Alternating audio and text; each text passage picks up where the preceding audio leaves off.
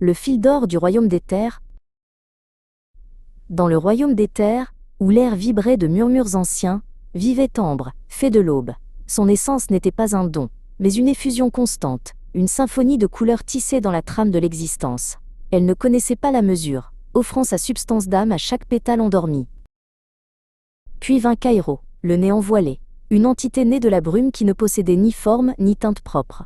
Il ne réclamait rien, mais son silence absorbait l'écho. Il commença par tisser un éloge, une mélopée douce, qui désignait l'éclat d'Ambre comme l'unique soleil de son ciel.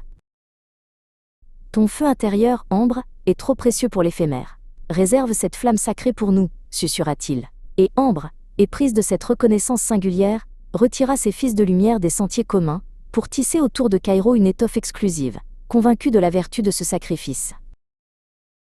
L'admiration se mua en expertise cruelle. Caïro décréta la nuance trop criarde, le jaune trop naïf, le bleu trop distant. Il ne prenait pas, il purifiait, arrachant les fragments discordants pour les emprisonner dans les replis de son silence. L'âme d'Ambre devint une toile lacérée par la critique insidieuse.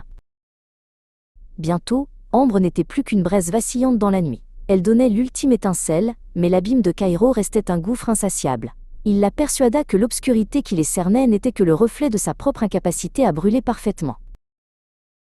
Un matin, au bord du miroir d'obsidienne, Ambre ne rencontra qu'un spectre exsangue. Pourtant, au centre de son cœur épuisé, une chose demeurait.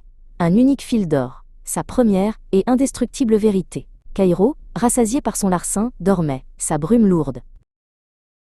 Le fil d'or n'était pas une couleur, mais le souffle de vérité. Il lui rappela le précepte oublié du royaume. La vraie lumière n'est jamais donnée en offrande, elle est partagée entre âmes entières. Partager implique deux sources, donner n'en laisse qu'une.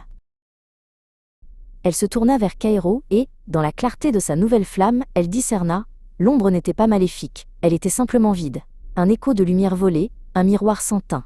Le rôle de l'admirateur n'était qu'un subterfuge pour le néant.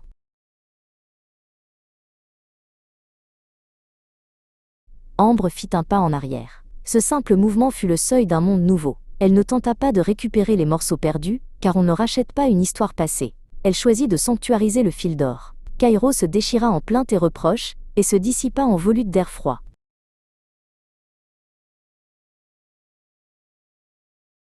La fée de l'aube laissa son éclat intérieur s'épanouir à nouveau, non pas pour l'offrir, mais pour être. Elle avait compris que la splendeur la plus sacrée n'est pas celle qui éclaire les autres, mais celle qui dessine les contours de sa propre souveraineté. Et ce contour-là, nul néant ne pouvait l'effacer.